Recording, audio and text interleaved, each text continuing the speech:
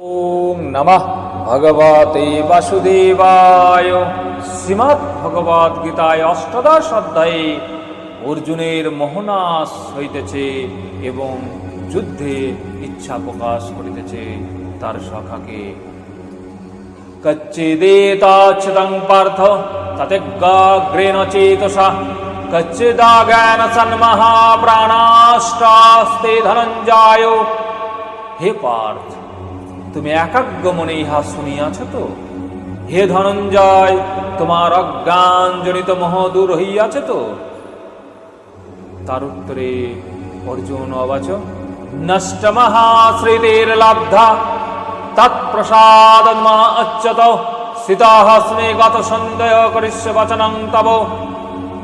অর্জুন বলিলেন, হে অচ্যুতানন্দ, তোমার প্রসাদে আমার মোহ নষ্ট হইয়াছে। আমার কর্তব্য অকর্তব্য জ্ঞান লাভ হইল। আমি স্থির হইয়াছি, আমার আর সংশয় নাই। আমি তোমার উপদেশ মতো কার্য করিব।